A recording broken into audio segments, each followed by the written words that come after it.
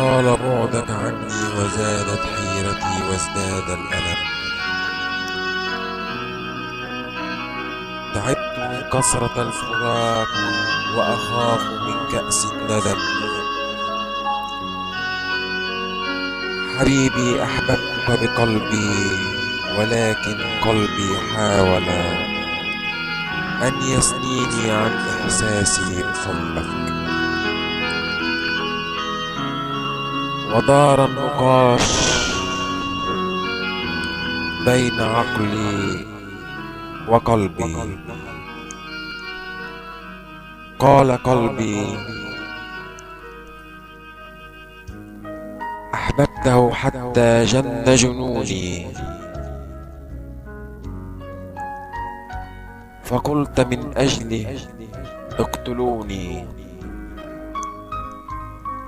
على شرط أن يكون آخر من تراها عيوني. قال عقلي: كيف لك أن تحب شخصا بعيدا لا تستطيع أن تراها وسط الطريق، أو تسمع دقات قلبه وهو قريب،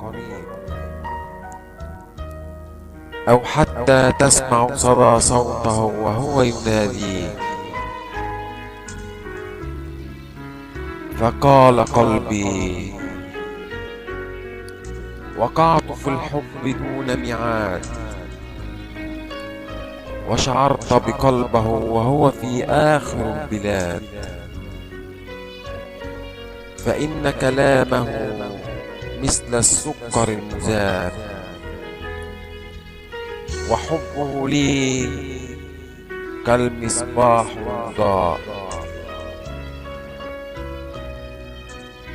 فقال عقلي: ولكن هذا الحب محكوم عليه بالعذاب، وسيكون الفراق هو الختام، وسنغرق في بحر الدموع والآلام. فاستيقظ من حلمك قبل أن تضيع في الظلام. فقال قلبي: الضياع ليس من طريقي، مدام هو الدليل، والظلام لن يخيفني مدام هو المنير، ولن يكون هناك فراق لأنه الأمير.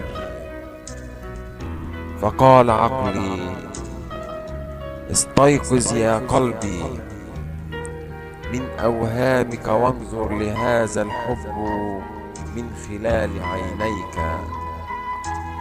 فالنور هو نور شمعة قد تنطفئ من هبوب الرياح،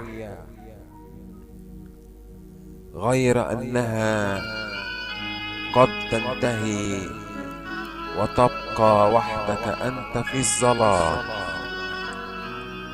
خائف عليك لأنني أعلم مدى حبك، وأنت يا قلبي لن تستحمل الجرح، لأنك ما زلت تنزف من هذا الجرح.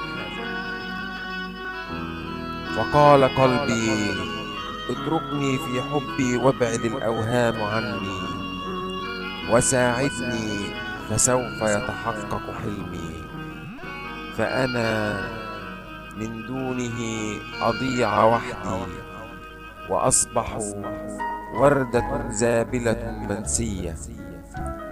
فلا تحرمني يا قلبي من حبه ولا دفء قلبه. عش معي اليوم واترك الفراق للغد.